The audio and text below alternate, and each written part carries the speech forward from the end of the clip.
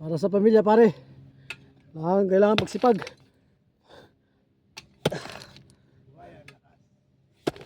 May padala tayo sa pamilya.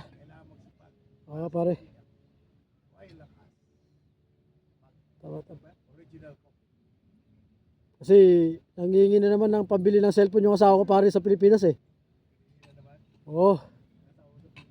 Kaya kailangan kong magsipag kasi para daw sa kanyang business pre. Kaya kailangan daw padala ng pera pambili ng cellphone. iPhone daw gusto pare, iPhone. Oo. Wala tayong magagawa pare. Dito tayo sa abroad ganun talaga. Kala nila maganda ang buhay natin dito sa abroad.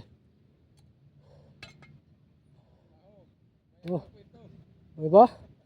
Pakahirap ng buhay dito sa abroad eh. O sila nagpo-post na bago cellphone, bago damit. Tayo dito hindi natin kaya oh. Oo.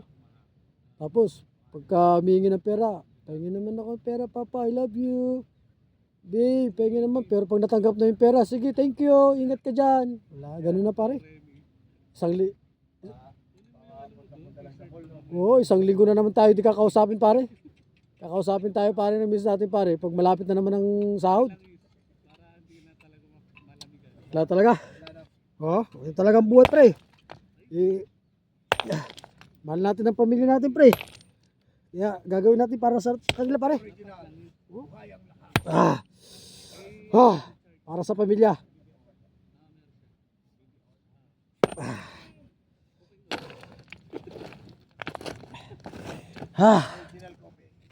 Ay.